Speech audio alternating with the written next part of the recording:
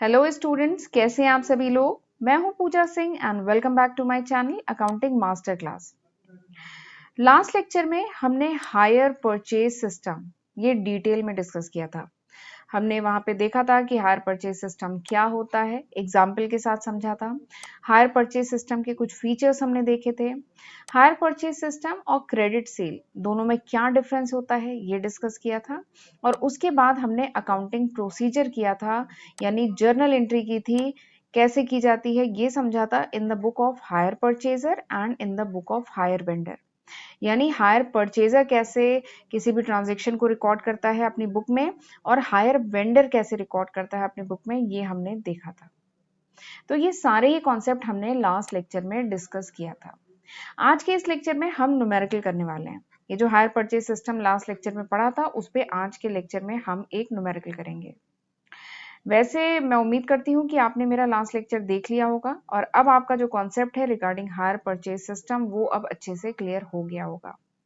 आपका अगर वो वीडियो मिस हो गया है तो कोई बात नहीं, उसका जो लिंक है वो मैं डिस्क्रिप्शन में दे दूंगी, वहां से भी जाके आप देख सकते हैं। ओके। और एक बात और कि अगर आप मेरे चैनल पर आज फर्स्ट टाइम आए हैं, मेरा वीडियो फर्स्ट टाइम देख रहे हैं, तो मेरे चैनल को सब्सक्राइब जरूर करिएगा और नीचे ये जो छोटी सी बेल दी है इसको भी प्रेस करिएगा, so that you get the notification when I upload my next video. Right. तो चलिए अब आज का लेक्चर स्टार्ट करते हैं। बट आज के लेक्चर में मुझे ये न्यूमेरिकल कराना है, ठीक है। लेकिन मैं न्यूमेरिकल कराने से पहले चाहती हूँ बस हम शॉर्ट में थोड़ा सा ये जो हमने लास्ट लेक्चर में ये जो जर्नल एंट्रीज की थी इसको शॉर्ट में थोड़ा सा रिवाइज कर लेते हैं। इससे अभी हम जो न्यूमेरिकल करेंगे ना उसको करने में बहुत हेल्प मिलेगी। चलिए, मैंने वैसे डिटेल में आपको लास्ट लेक्चर में पढ़ाया है, ठीक है, बट अभी मैं फिलहाल बहुत शॉर्ट में आपको फिर से बता दे रही हूँ कौन कौन सी जर्नल एंट्री होगी। तो जो हायर परचेज ट्रांजेक्शंस होते हैं वहां पे जो जर्नल एंट्री की जाती है वो की जाती है in the book of hire purchaser and in the book of hire vendor, ठीक है। फिर इसमें जो दो एंट्रीज, ये जो स्टार्टिंग की दो एंट्रीज होती हैं, ये कब की जाती है? At the time of purchase. जब एसेट परचेज किया जाता है उस टाइम ये स्टार्टिंग की फर्स्ट और सेकेंड एंट्री एक बार की जाती है, ठीक है। पहली एंट्री किस चीज की है? पहली एंट्री है जब एसेट परचेज किया जाता है, ठीक है। और इसमें अकाउंटिंग के वही तीन बेसिक गोल्डन रूल लगेंगे। क्या क्या रूल थे एक बार बोलिए मेरे साथ। Debit the receiver, credit the giver. What comes in is debited, what goes out is credited. Debit all expenses and losses, credit all income and gain. बस यही तीन रूल याद रखने हैं। कोई कंफ्यूजन ही नहीं होगा कि किसको डेबिट करें किसको क्रेडिट करें, कोई कंफ्यूजन नहीं होगा। तो बस ये तीन रूल याद रखिएगा। तो ये जो स्टार्टिंग की दो एंट्रीज हैं ये कब होंगी? जिस साल एसेट परचेज किया जा रहा है, ठीक है, उस साल ये एंट्रीज होंगी स्टार्टिंग में। तो परचेजर की बुक में एंट्री क्या होगी? Asset account debit to vendor account, ठीक है। और वेंडर की बुक में क्या एंट्री होगी? Hire purchaser account debit to hire sale account, ठीक है। दूसरी एंट्री किस चीज की है? दूसरी एंट्री डाउन पेमेंट की है। जब अग्रीमेंट होगा तो डाउन पेमेंट किया जाएगा। जो परचेजर है उसके पास से कैश जा रहा है तो इसलिए कैश अकाउंट को क्रेडिट किया है। तो एंट्री क्या होगी? Vendor account debit to cash account, ठीक है। और वेंडर के बुक में क्या एंट्री होगी? वेंडर के पास कैश आ रहा है ना, तो cash account debit to hire purchaser account, ठीक है। तो ये दो एंट्रीज जो है ये वाली और ये वाली, ये एक बार होगी। फिर उसके बाद चार एंट्रीज जो है ना ये हर साल रिपीट होंगी। अगली जो चार एंट्रीज, ये जो फोर एंट्रीज हैं, जब जब परचेजर इंस्टॉलमेंट पे करेगा तब तब ये चार एंट्रीज रिपीट होंगी। पहली एंट्री क्या है? इंटरेस्ट ड्यू की। तो इंटरेस्ट परचेजर के लिए खर्चा है इसलिए इंटरेस्ट अकाउंट को डेबिट करेंगे। तो एंट्री क्या होगी? Interest account debit to vendor account, ठीक है। वेंडर की बुक में क्या एंट्री होगी? Hire purchaser account debit to interest account. इसके लिए वेंडर के लिए इंटरेस्ट क्या है? इनकम है, ठीक है, इसलिए यहाँ पे क्रेडिट किया है। आगे बढ़ते हैं। अगली एंट्री कौन सी है? अगली एंट्री है इंस्टॉलमेंट पेमेंट की। जब भी हायर परचेजर इंस्टॉलमेंट पे करेगा तो कैश जा रहा है, इंस्टॉलमेंट पे कर रहा है तो कैश क्या है? जा रहा है, इसलिए क्रेडिट किया गया है। तो एंट्री क्या होगी? Vendor account debit to cash account, ठीक है। और वेंडर को कैश रिसीव हो रहा है, इंस्टॉलमेंट रिसीव हो रहा है, इसलिए एंट्री क्या होगी? Cash account debit to hire purchaser account, ठीक है। तो ये हो गई दूसरी एंट्री। फिर इसके बाद तीसरी एंट्री। तीसरी एंट्री किसकी है? डेप्रिसिएशन, ठीक है। एसेट पे डेप्रिसिएशन चार्ज करेगा हायर परचेजर, तो डेप्रिसिएशन इज अ लॉस, तो एंट्री क्या होगी, depreciation account debit to asset account, ठीक है। और वेंडर की बुक में कोई एंट्री नहीं होगी क्योंकि इसके पास तो एसेट है ही नहीं, एसेट तो परचेजर के पास है, तो डेप्रिसिएशन की एंट्री यहाँ पे होगी। फिर उसके बाद चौथी एंट्री क्या होगी, इंटरेस्ट अकाउंट और डेप्रिसिएशन अकाउंट को क्लोज किया जाएगा और पीएल अकाउंट में ट्रांसफर किया जाएगा। तो एंट्री क्या होगी, PL account debit to interest account to depreciation account, ठीक है। और इसी एंट्री को पलट देंगे वेंडर की बुक में, तो एंट्री क्या होगी, interest account debit to PL account, ठीक है। इसमें डेप्रिसिएशन आपने नोटिस किया, वेंडर की बुक में डेप्रिसिएशन नहीं होगा। यहाँ पे देखिए मैंने कहा ना एंट्री पलट देंगे, लेकिन इसमें डेप्रिसिएशन नहीं होगा क्योंकि वेंडर डेप्रिसिएशन नहीं रिकॉर्ड करता, उसके पास तो एसेट ही नहीं है, तो डेप्रिसिएशन अकाउंट तो यहाँ ओपन होगा ही नहीं, ठीक है। तो सिंपली बस केवल इंटरेस्ट अकाउंट होगा, तो interest account debit to PL account.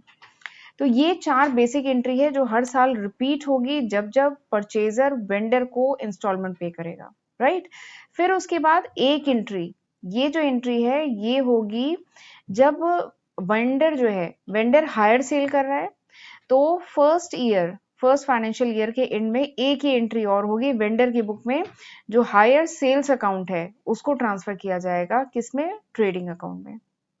तो फर्स्ट फाइनेंशियल ईयर के एंड में वेंडर की बुक में एक ही एंट्री होगी, परचेजर की बुक में ये एंट्री नहीं होगी, तो हायर सेल की एंट्री ये है, ठीक है, for the transfer of hire sale to trading account, ठीक है। तो ये बेसिक एंट्रीज हैं जिसमें पहली 2 एंट्री केवल फर्स्ट ईयर होगी, ये जो पहली 2 एंट्री है फर्स्ट ईयर होगी और अगली 4 एंट्री हर साल रिपीट होगी। और ये जो एंट्री है लास्ट एंट्री, ये केवल वेंडर की बुक में एंट्री होनी है, कब होगी, फर्स्ट फाइनेंशियल ईयर के एंड में। तो ये बेसिक जर्नल एंट्री थी। अब चलिए क्वेश्चन करना शुरू करते हैं। ऑन 1 अप्रैल 2011 को गोपाल ने परचेज किया मशीनरी, यहाँ पे एसेट क्या है, मशीनरी परचेज की, कहाँ से, दिल्ली ट्रांसपोर्ट कंपनी से, दिल्ली ट्रांसपोर्ट लिमिटेड से। तो यहाँ पे हायर वेंडर कौन है, हायर वेंडर है Delhi Transport Limited. Hire purchaser कौन है, हायर परचेजर है गोपाल, ठीक है। क्या परचेज किया है, मशीनरी।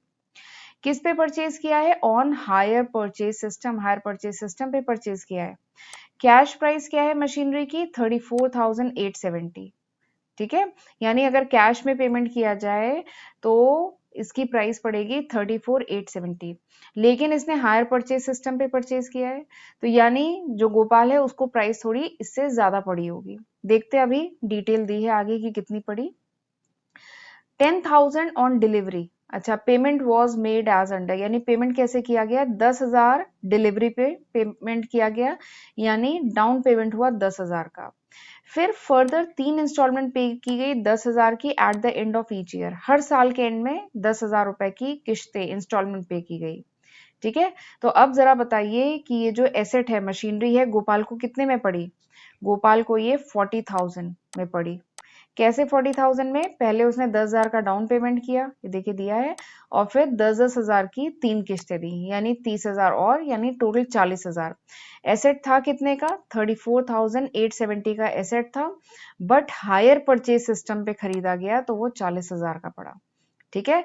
तो जो डिफरेंस है 40,000 माइनस 34,870, ये जो डिफरेंस है इन दोनों के बीच का वो क्या होगा, वो होगा इंटरेस्ट, टोटल इंटरेस्ट गोपाल ने कितना पे किया, ठीक है। अब इसके आगे बताया गया है कि वेंडर ने चार्ज किया interest at the rate of 10% per annum, vendor ने इंटरेस्ट कितना लगाया, 10% पर एनम।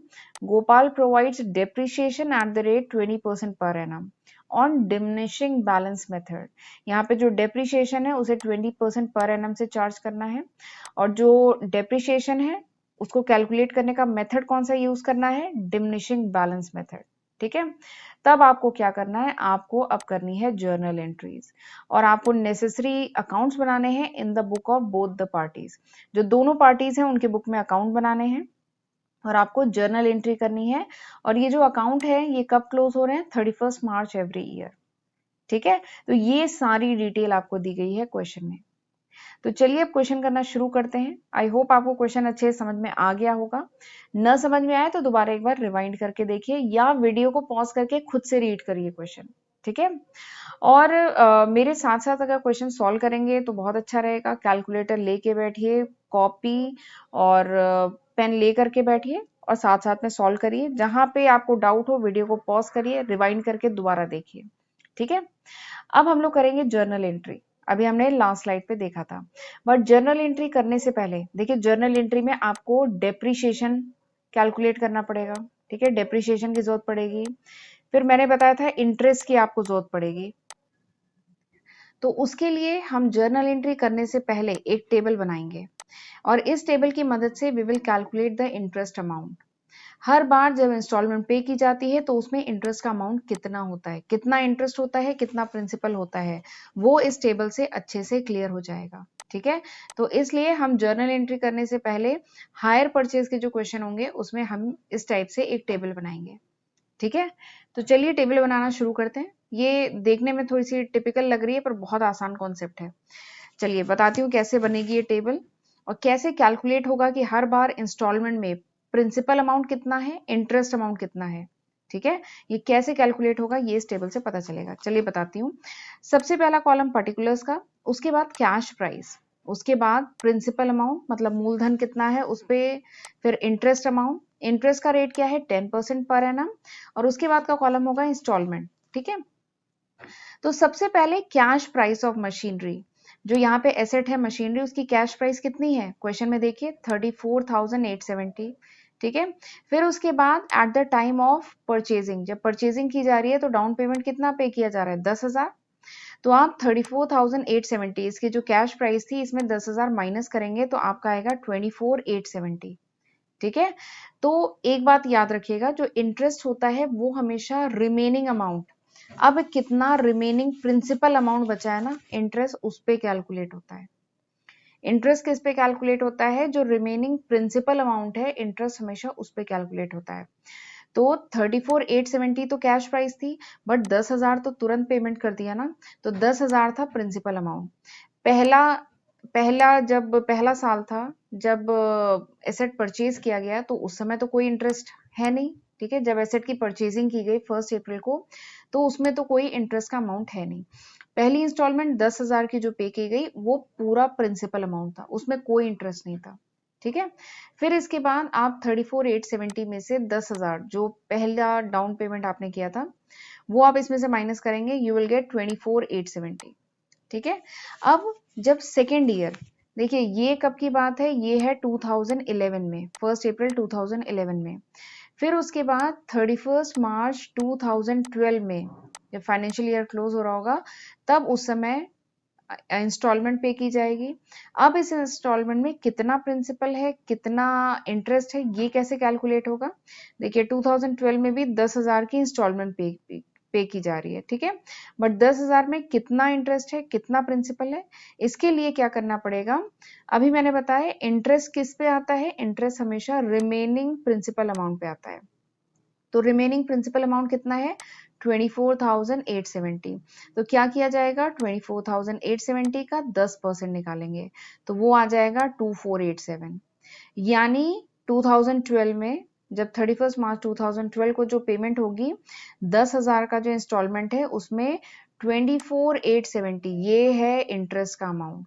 तो प्रिंसिपल अमाउंट कितना होगा, प्रिंसिपल अमाउंट के लिए क्या करेंगे 10,000 में से ये जो 10,000 है इसमें से इंटरेस्ट का अमाउंट माइनस करिए, यानी 2487 माइनस करेंगे तो आपका आ जाएगा प्रिंसिपल अमाउंट 7513। ठीक है, समझ में आया यहाँ तक। फिर उसके बाद ये जो 7513 है ये हम माइनस करेंगे किस में से 24,870, इसमें से 7513 ये जो प्रिंसिपल अमाउंट है इसको माइनस किया तो आया 17,357। ठीक है, 17,357 आया आपका। ये हमने क्यों निकाला, क्योंकि अगले साल 2013 में फिर से ये जो इंटरेस्ट कैलकुलेट होगा वो किस पे कैलकुलेट होगा, इस रिमेनिंग प्रिंसिपल अमाउंट पे कैलकुलेट होगा। ठीक है, इतना पैसा ही तो बच गया है, तो इंटरेस्ट जो कैलकुलेट होगा वो कितना होगा 17,357, इसका हमने 10% निकाला तो इंटरेस्ट आया 1,736। ठीक है, तो जो 2013 है यहाँ पे देखिए 2013 31 मार्च 2013 को 10,000 की इंस्टॉलमेंट पे की जिसमें से इंटरेस्ट कितना था, इंटरेस्ट था 1,736। अगर इंटरेस्ट इतना है तो प्रिंसिपल कितना होगा, इसके लिए आप 10,000 में से ये फिगर माइनस करिए। तो 10,000 में से ये माइनस किया तो आपका आया 8264। ठीक है, तो 8264 क्या है? Principal amount. तो 31 मार्च 2013 को इतना प्रिंसिपल था। ठीक है, 1736 इंटरेस्ट था, तब जाके जो इंस्टॉलमेंट पे की गई वो 10,000 की इंस्टॉलमेंट पे की गई, जिसमें इंटरेस्ट का पार्ट इतना था। ठीक है, 1736। फिर इसके बाद फिर इस 8264 को क्या करेंगे? फिर से माइनस करेंगे, क्योंकि मैंने बताया जो इंटरेस्ट कैलकुलेट होता है वो हमेशा रिमेनिंग प्रिंसिपल अमाउंट पे होता है। तो प्रिंसिपल अमाउंट अभी तक 17,000 समथिंग ये था। अब इसमें से 8,264 को माइनस करेंगे तो आपका बचेगा 9,093, 9093। ये आपका लास्ट में बचेगा प्रिंसिपल अमाउंट। और इंस्टॉलमेंट, आखिरी इंस्टॉलमेंट कितनी पे करनी है? 10,000 की ही पे करनी है। और प्रिंसिपल अमाउंट कितना बच रहा है? 9093 बच रहा है। तो लास्ट ईयर जो होगा ना, अब एक बात ध्यान रखिएगा, लास्ट ईयर में अलग से हम इंटरेस्ट यहाँ पे नहीं कैलकुलेट करते हैं। देखिए 10,000 की इंस्टॉलमेंट पे करनी है, 9,093 ये आपका रिमेनिंग अमाउंट बच रहा है। ठीक है, रिमेनिंग प्रिंसिपल अमाउंट बच रहा है। तो आप 10,000 में से 9093 माइनस करेंगे तो जो बचा हुआ अमाउंट आएगा दैट इज 907, वो आपका आएगा इंटरेस्ट। तो आखिरी साल में इंटरेस्ट के लिए आपको 10% निकालने की जरूरत नहीं है। 10,000 का इंटरेस्ट पे कर रहे हैं, जिसमें अगर प्रिंसिपल अमाउंट ये है तो बचा हुआ अमाउंट ऑटोमेटिकली इंटरेस्ट ही तो होता है। तो आखिरी साल में ऐसे निकाला जाता है। तो इस तरीके से आपका इंटरेस्ट निकलेगा। अब जब आप कैश प्राइस, इसका जब कॉलम है इसको जब आप सम करेंगे तो यहाँ पे क्या होगा? आपने 34,870 लेके चला था और फिर उसमें से आप सब्सट्रैक्ट करते गए तो आपका लास्ट में यहाँ पे कोई अमाउंट नहीं बचेगा। ठीक है, और जब आप प्रिंसिपल के कॉलम को सम करेंगे तो आपका आ जाएगा 34,870, जो भी कैश प्राइस थी एसेट की। ठीक है, वो आपका आएगा, क्योंकि वही तो प्रिंसिपल अमाउंट है। और आपने इंस्टॉलमेंट कितनी पे की? 10,000 की 3 इंस्टॉलमेंट पे की और 10,000 का डाउन पेमेंट। ये 10,000 का डाउन पेमेंट था और 3 इंस्टॉलमेंट थी। तो एसेट कितने का पड़ा था? 40,000 का पड़ा था। तो 34,870 का एसेट था और हायर परचेज सिस्टम में 40,000 का पड़ा, यानी इसका जो डिफरेंस अमाउंट है दैट इज 5130। ये क्या हुआ? ये हुआ टोटल इंटरेस्ट। गोपाल ने टोटल 4 साल में इतना इंटरेस्ट पे किया। ठीक है, जिसमें से इतना इंटरेस्ट पे किया दूसरे, पहले साल कह लीजिए, पहले साल का इंटरेस्ट इतना, दूसरे साल का इतना, तीसरे साल का इंटरेस्ट इतना, टोटल गोपाल ने इतना इंटरेस्ट पे किया। तो इस टेबल का फायदा यह है कि आपको डिटेल में हर साल का इंटरेस्ट आ जाएगा। ठीक है, तो अब हम करना शुरू करते हैं journal entry in the book of hire purchaser. वो टेबल थोड़ा समझना जरूरी है। ठीक है, एक बार रिवाइंड करके दोबारा देखिएगा, समझ में आ जाएगी, बहुत आसान है, बस थोड़ा सा ध्यान रखने की जरूरत है। अब हम करना शुरू करते हैं journal entry in the book of hire purchaser, that is Gopal, Gopal की बुक में। तो मैंने बताया था पहली दूसरी एंट्री एक बार होगी। क्या एंट्री है? पहली एंट्री है जब मशीनरी परचेज करते हैं। तो एंट्री क्या थी? Machinery account debit to hire vendor account. यहाँ पे वेंडर कौन है? Delhi Transport Limited. ठीक है, और इसमें अमाउंट क्या डालते हैं? Cash price, that is 34,870। ठीक है, दूसरी एंट्री किस चीज की है? डाउन पेमेंट की, जब डाउन पेमेंट करते हैं। तो एंट्री क्या होगी? Delhi Transport Limited account debit to cash account. Cash जा रहा है इसलिए क्रेडिट किया। कितने का डाउन पेमेंट है? 10,000 का। ठीक है, तो ये दो एंट्रीज होंगी कब? 1 अप्रैल 2011 को, जब एसेट परचेज किया। फिर इसके बाद 4 एंट्रीज होंगी। 4 एंट्रीज अब हर साल रिपीट होंगी। पहली एंट्री क्या है? पहली एंट्री है इंटरेस्ट अमाउंट ड्यू की। तो इंटरेस्ट का अमाउंट क्या था?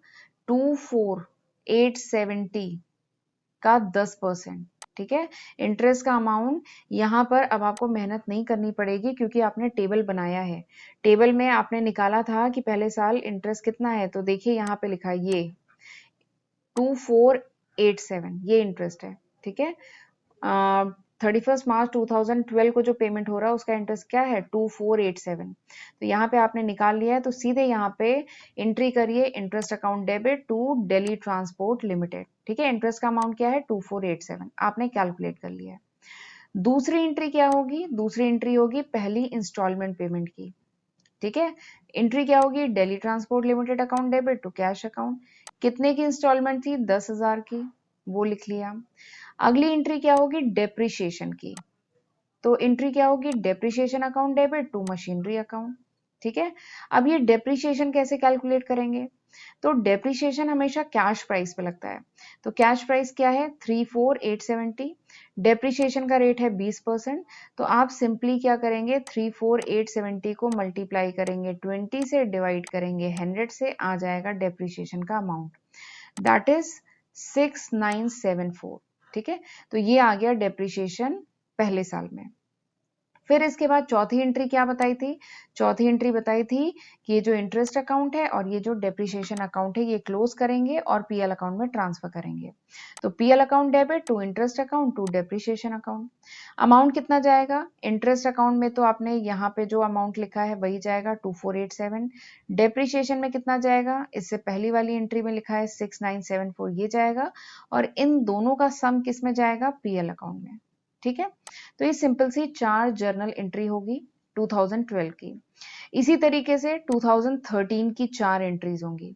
पहली एंट्री इंटरेस्ट ड्यू की, तो एंट्री क्या होगी, interest account debit to Delhi Transport Limited. Amount कितना होगा, टेबल में देखिए अमाउंट कितना होगा, अमाउंट देखिए ये लिखा है ना 1736, ये दिख रहा है 1736, तो अमाउंट आप निकाल चुके हैं 1736। फिर इसके बाद अगली एंट्री सेकेंड इंस्टॉलमेंट की, Delhi Transport Limited account debit to cash account, कितने की इंस्टॉलमेंट थी, 10,000 की, हो गई दूसरी एंट्री। तीसरी एंट्री, अब यहां थोड़ा सा ध्यान रखना है, तीसरी एंट्री क्या है, depreciation account debit to machinery account. Depreciation में आपको डिमिनिशिंग बैलेंस मेथड कहा गया है। ठीक है, डिमिनिशिंग बैलेंस मेथड आपने 11th क्लास में पढ़ा है, जब वहां पर डेप्रिसिएशन का टॉपिक था ना। तो डिमिनिशिंग बैलेंस मेथड क्या कहता है कि जैसे जो कैश प्राइस थी एसेट की वो क्या थी 34,870, और पहले साल में डेप्रिसिएशन कितना आया 6,974, अभी पिछले हमने देखा है 6,974, ये देखिए 6,974 ये आया डेप्रिसिएशन। तो हम कैश प्राइस में से पहले साल का डेप्रिसिएशन माइनस करेंगे, तो अब एसेट की जो वैल्यू आ गई दैट इज 27,896। ठीक है, तो अब 27,896 ये जो आया है इसका हम 20% निकालेंगे। ठीक है, तो इसका जब 20% निकाला तो हमारा आया 5579। तो this is the depreciation on 31 मार्च 2013 को जो डेप्रिसिएशन की एंट्री होगी उसका अमाउंट ऐसे निकलेगा। ठीक है, फिर उसके बाद अगली एंट्री क्या होगी, अगली एंट्री ट्रांसफर की, इंटरेस्ट अकाउंट डेप्रिसिएशन अकाउंट को क्लोज करो, अमाउंट पीएल अकाउंट में ट्रांसफर करो। ठीक है, तो एंट्री क्या है, PL account debit to interest account to depreciation account. Depreciation में जाएगा 5579, इंटरेस्ट में जाएगा 1736 और इसका सम जाएगा पीएल अकाउंट में। ठीक है, तो ये हो गई 4 एंट्रीज। पीछे की स्लाइड पे 2 एंट्रीज थी, यहाँ पे 2 एंट्री। अब इसके बाद अगली एंट्री है 2014 की, यहाँ पे थोड़ा सा करेक्शन है, ये 14 है। ठीक है, अगली एंट्री है 2014 की, 4 एंट्री वही है। पहली एंट्री इंटरेस्ट ड्यू की, तो चौथे साल इंटरेस्ट क्या है 907, टेबल में देख लीजिए 907 है। फिर अगली एंट्री है थर्ड इंस्टॉलमेंट पेमेंट की, अमाउंट कितना है 10,000 का इंस्टॉलमेंट था। फिर उसके बाद डेप्रिसिएशन की एंट्री है, डेप्रिसिएशन में थोड़ा सा ध्यान रखिएगा। अब एसेट की वैल्यू क्या हो गई है, देखिए यहाँ पर एसेट की वैल्यू क्या हो गई थी 27,896, तो एसेट की वैल्यू क्या हो जाएगी 27,896, उसमें से हम माइनस करेंगे सेकेंड ईयर में क्या डेप्रिसिएशन था, तो कितना था 5579, तो आपने 5579 माइनस किया, तो अब एसेट की वैल्यू आ गई है 22,316। तो अब जो डेप्रिसिएशन चार्ज होगा दैट विल बी ऑन 22,316, तो 22,316 का 20% निकालेंगे। ठीक है, तो इसका जब आपने 20% निकाला तो आ गया 4463। ठीक है, तो इसका जब डेप्रिसिएशन आप निकालेंगे तो 4463 इस तरीके से ये आ जाएगा। फिर उसके बाद आखिरी एंट्री क्या होगी, आखिरी एंट्री इंटरेस्ट अकाउंट और डेप्रिसिएशन अकाउंट को क्लोज करो, पीएल अकाउंट में ट्रांसफर करो। तो PL account debit to interest account to depreciation account. ठीक है, इंटरेस्ट अकाउंट में 907, डेप्रिसिएशन अभी आपने निकाला 4463, और इन दोनों का सम किस में जाएगा 5370 में। राइट, तो इस तरीके से आप करेंगे journal entry in the book of hire purchaser. इसी की तरह वेंडर की भी बुक में एंट्री होगी। परचेजर में आपने अमाउंट लिख लिया है, वेंडर में भी इसी तरीके से करेंगे। बहुत सिंपल सी है, बेसिक अगर समझ में आ गया है तो अब आप एंट्री भी कर लेंगे। वही सेम है, 2 बेसिक एंट्री है, 2 एंट्री होगी स्टार्टिंग में एक बार। कौन सी, सबसे पहले जब एसेट बेचा गया उसकी एंट्री, और दूसरी जब डाउन पेमेंट रिसीव किया गया। एसेट बेचा गया तो एंट्री क्या होगी, Gopal account debit to hire sale account. इसमें अमाउंट कितना होगा, cash price of asset, that is 34870। अगली एंट्री क्या है, जब डाउन पेमेंट रिसीव हुआ, cash account debit to Gopal account. कितना डाउन पेमेंट मिला, 10,000 का। फिर उसके बाद 3 एंट्रीज मैंने बताई थी, 3 एंट्रीज हैं जो हर बार रिपीट होंगी। वेंडर की बुक में 3 एंट्रीज हैं, परचेजर की बुक में 4 एंट्री थी, ठीक है, क्योंकि वेंडर की बुक में डेप्रिसिएशन की एंट्री नहीं होती है, ठीक है। तो वेंडर की बुक में 3 एंट्री कौन सी होगी, एक इंटरेस्ट ड्यू की एंट्री, तो आप इंटरेस्ट का अमाउंट टेबल से देखेंगे, ठीक है। दूसरी एंट्री इंस्टॉलमेंट रिसीव होने की एंट्री, 10,000 इंस्टॉलमेंट जब रिसीव होता है। अगली एंट्री क्या होगी, अगली एंट्री होगी हायर सेल की, अगली एंट्री होगी हायर सेल की। हायर सेल मैंने बताया था वेंडर की बुक में पहले साल केवल ये एंट्री होनी है, हायर सेल को ट्रांसफर किया जाएगा ट्रेडिंग अकाउंट में, ठीक है, जितने की सेल हो रही है। तो 34,870 की सेल हो रही है तो उसको ट्रांसफर किया गया ट्रेडिंग अकाउंट में, तो ये एक एंट्री होगी। फिर एक एंट्री जो रिपीट वही हर बार होनी है, दैट इज पीएल अकाउंट को क्लोज करो और इंटरेस्ट अकाउंट को क्लोज करो और पीएल अकाउंट में ट्रांसफर करो, ठीक है। तो interest account debit to PL account, interest account में कितना है पैसा, 2487, वो जाएगा पीएल अकाउंट, ठीक है। तो इसमें पहली ये एंट्री और ये पीएल वाली एंट्री, ये 3 एंट्री हर बार रिपीट होगी। इसमें से ये जो हायर सेल वाली ये जो एंट्री है ये केवल फर्स्ट ईयर में होगी। बाकी इंटरेस्ट ड्यू की एंट्री, इंस्टॉलमेंट रिसीव की एंट्री और ये जो पीएल की एंट्री है, प्रॉफिट एंड लॉस अकाउंट की एंट्री है, ये हर साल रिपीट होगी, ठीक है। तो अब ये 2012 की एंट्री हो गई। 2013 में इंटरेस्ट ड्यू की एंट्री, सेकेंड इंस्टॉलमेंट रिसीव की एंट्री और प्रॉफिट एंड लॉस की एंट्री, इस तरह करेंगे। 2013 की एंट्री, अमाउंट वही सेम है, इंस्टॉलमेंट कितना है, 10,000 का है, इंटरेस्ट का अमाउंट आपको टेबल से मिल जाएगा, ठीक है। फिर इसी तरीके से 2014 की एंट्री होगी, 3, कौन कौन सी, पहले इंटरेस्ट ड्यू की एंट्री होगी, फिर उसके बाद इंस्टॉलमेंट रिसीव की एंट्री होगी, फिर उसके बाद इंटरेस्ट अकाउंट जो है उसके ट्रांसफर की एंट्री होगी। तो इस तरीके से सारी जर्नल एंट्रीज की जाएंगी। मैंने वेंडर की बुक में मैं थोड़ा सा फास्ट चली हूँ क्योंकि अब मैं एक्सपेक्ट कर रही हूँ कि आपको समझ में आ गया। अगर परचेजर की बुक में आपने एंट्री कर ली है तो वेंडर की बुक में भी आसानी से कर लेंगे, कोई दिक्कत नहीं होगी, ठीक है। तो इस तरीके से की जाएंगी सारी जर्नल एंट्री। इसके बाद इसमें कहा गया है कि आपको अकाउंट भी बनाने हैं, कुछ नेसेसरी अकाउंट बनाने हैं in the book of hire purchaser and in the book of hire vendor, ठीक है। तो बता देती हूँ, जो परचेजर है, जो हायर परचेजर है उसकी बुक में 4 अकाउंट बनते हैं। जो हायर परचेजर है उसकी बुक में 4 अकाउंट बनते हैं, कौन कौन से, एक बनता है एसेट अकाउंट, ठीक है, यहाँ पे एसेट क्या है, मशीनरी। एक बनता है एसेट अकाउंट, एक बनता है वेंडर अकाउंट, एक बनता है इंटरेस्ट अकाउंट और एक बनता है डेप्रिसिएशन अकाउंट, ठीक है। तो परचेजर की बुक में ये 4 अकाउंट बनते हैं, asset account, vendor account, interest account, depreciation account. और जो हायर वेंडर होता है उसकी बुक में 2 अकाउंट बनते हैं, ठीक है। कौन कौन से अकाउंट बनते हैं, एक बनता है परचेजर अकाउंट और एक बनता है इंटरेस्ट अकाउंट, ठीक है। क्योंकि हायर वेंडर के पास एसेट भी नहीं है, इसलिए एसेट नहीं है तो डेप्रिसिएशन भी नहीं लगेगा। तो हायर वेंडर के 2 अकाउंट बनते हैं, एक परचेजर अकाउंट और एक इंटरेस्ट अकाउंट। जबकि हायर परचेजर के कौन से बनते हैं account, asset account, vendor account, interest account और डेप्रिसिएशन अकाउंट, ठीक है। अब एक बात, आपने 11th में पढ़ा था पोस्टिंग, अगर आपको जर्नल एंट्री दी जाए तो आप जर्नल एंट्री से लेजर में पोस्टिंग कर सकते हैं, मैं ये मान रही हूँ, ठीक है। तो बस अब सिंपली आप करेंगे पोस्टिंग। आप इस तरीके से फॉर्मेट बनाएंगे, मशीनरी अकाउंट, एक मैं बता देती हूँ। तो आप बनाएंगे machinery account, machinery account asset account है, ठीक है। तो आप ये जो लेजर अकाउंट है इसका फॉर्मेट बनाएंगे, debit side, credit side, date, particulars amount, ये डेट का column, particulars amount, date, particular amount, इस तरीके से आप फॉर्मेट बनाएंगे। आपको लेजर का फॉर्मेट बनाना आता है, आपने 11th क्लास में पढ़ा हुआ है। फिर इसके बाद आप सिंपली पोस्टिंग करेंगे, जर्नल में जो एंट्रीज दी गई हैं उसकी आप पोस्टिंग करेंगे लेजर में। मशीनरी अकाउंट आप जब एंट्री देखेंगे तो वहां पे आप देखेंगे मशीनरी अकाउंट डेबिट हुआ है, किससे डेबिट हुआ है, टू दिल्ली ट्रांसपोर्ट कंपनी से, ठीक है। यहाँ पे डेट भी आप मेंशन करेंगे। और मशीनरी अकाउंट क्रेडिट हुआ है, किससे क्रेडिट हुआ है, बाय डेप्रिसिएशन अकाउंट से, ठीक है। जो भी अमाउंट है वो आप यहाँ पे मेंशन करेंगे। उसके बाद आप इसको बैलेंस करेंगे, by balance carry down, balance करेंगे और जो भी बैलेंस आएगा फिर आप इसको नेक्स्ट फाइनेंशियल ईयर में ब्रॉट डाउन करेंगे, ठीक है। और फिर से आप इसको डेप्रिसिएशन, ये जो मशीनरी अकाउंट है इसको क्रेडिट करेंगे किससे, बाई डेप्रिसिएशन अकाउंट से। यहाँ पे लिखा हुआ है बाई डेप्रिसिएशन अकाउंट से, और अमाउंट यहाँ पे मेंशन करेंगे। तो इसी के तरीके से आप तीनों फाइनेंशियल ईयर की पोस्टिंग करेंगे, ठीक है। मशीनरी अकाउंट इस तरीके से प्रिपेयर होगा।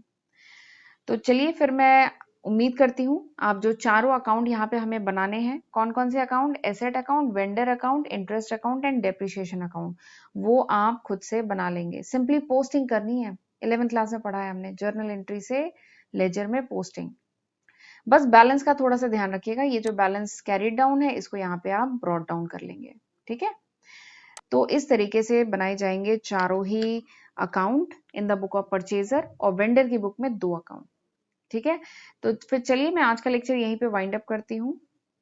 मैं थोड़ा सा इसमें फास्ट चल रही हूँ क्योंकि मैं चाहती हूँ कि मैं आपका सिलेबस कंप्लीट करा दूँ जब आपके एग्जाम है उससे पहले, तो इसलिए मैं थोड़ा सा फास्ट चल रही हूँ। आप भी मेरे साथ थोड़ा सा फास्ट चलिए, ठीक है, और अच्छे से पढ़ाई करिए।